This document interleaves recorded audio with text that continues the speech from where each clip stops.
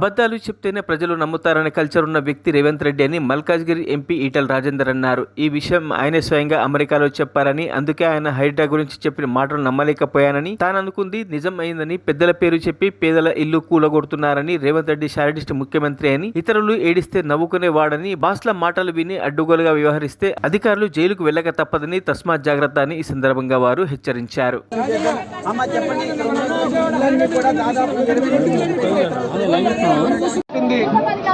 సహజంగా జ్యోతిష్ శాస్త్రంలో శని పడితే 7 ఏళ్ళు అంటారు. 6 నెలలకే పట్టాడు. మాకు ఈయన 6 నెలల క్రితం వచ్చాడు, ఇప్పుడే పట్టేశాడు. 4 ధర్మాలు చెప్పారు. ధర్మగా చేయొచ్చు, మనం అన్ని మార్గాల్లో ప్రయత్నిద్దాము. చట్టబద్ధంగా అందరూ రాష్ట్ర ముఖ్యమంత్రి రేవంత్ రెడ్డి గారు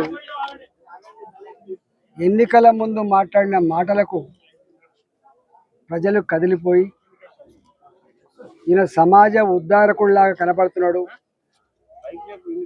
ప్రజల గురించి మాట్లాడుతున్నాడు, ఈయన వస్తే ఏమైనా మేలు జరుగుతుందని చెప్పి భ్రమపడి అధికారాన్ని కట్టబెట్టింది. అధికారం కట్టబెట్టిన తర్వాత 6 నెలలు 7 నెలల కాలంలో ఏ ఒక్క హామీ కూడా అమలు చేయలే. ఉద్యోగాల కల్పన, వెల్ఫేర్ యాక్టివిటీ, పేదలకు ఇండ్ల పట్టాలు, పేదలకు డబుల్ బెడ్రూమ్ ఇండ్లు, పెన్షన్లు పెంచుడు, కళ్యాణ లక్ష్మి తులం బంగారం ఇచ్చుడు, అన్నీ ఏ ఒక్కటి కూడా ఒక్క బస్సులలో మహిళలకు ఉచిత ప్రయాణం తప్ప. ఆ బస్సులలో ఉచిత ప్రయాణం మహిళలకు ఇచ్చినాడు, భ్రమపడ్డరు, సంతోషపడరు.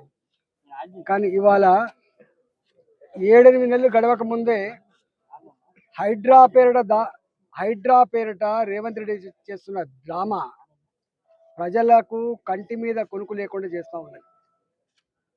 చాలామంది సంఘ సంస్కర్తలు, పర్యావరణ శాస్త్రవేత్తలు, సమాజ హితం కోరేవాళ్ళు రేవంత్ రెడ్డి మాటలకు భ్రమపడి చాలా గొప్పగా చేసేటట్టుంది రేవంత్ రెడ్డి అని చెప్పి ఆయనకు జేజేలు కూడా పలికిండ్రు. నేను దేవనే చెప్పిన, ఏ రోజైతే హైడ్రా నియామకం జరిగిందో ఆ రోజే చెప్పిన, ఇది డ్రామా తప్ప, ప్రజల మూడును డైవర్ట్ చేయడం తప్ప ఈయనకు నిజాయితీ లేదు, ఈయనకు చిత్తశుద్ధి లేదు అని చెప్పి ఆ రోజు చెప్పిన. ఇదో డ్రామా అని చెప్పినాడు. నా మీద చాలామంది విరుచుకపడ్డారు.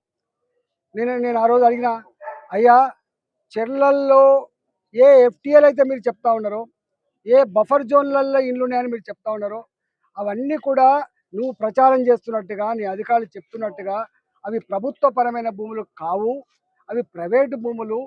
ఆనాడు వ్యవసాయం చేసుకున్నాడు, చెర్లల్లోకెళ్ళి నీళ్ళు తీస్తే ఆ భూములు తేలితే వ్యవసాయం చేసుకునేవాళ్ళు.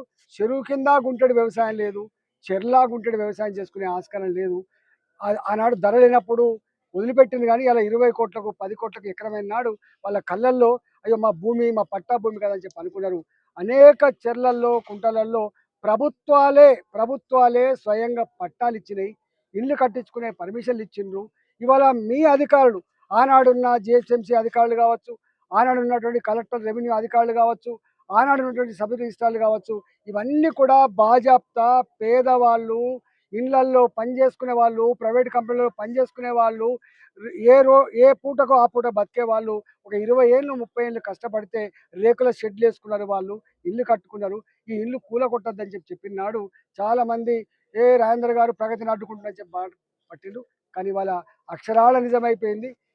నల్ల చెరువులో క్యాటరింగ్ చేసుకునే వాళ్ళు, ఫ్లెక్సీ షాప్ పెట్టుకునే వాళ్ళు వాళ్ళ మీద పడి ఒక్క నిమిషం కూడా ఛాన్స్ ఇవ్వకుండా మిషన్లతో తొక్కి కాళ్ళ మీద పడుతున్నప్పటికీ కూడా కనికరం లేకుండా శత్రు దేశాల సైన్యాలు మన మీద దాడి చేసినప్పుడు. మరిన్ని అప్డేట్స్ కోసం మా ఛానల్ని సబ్స్క్రైబ్ చేయండి.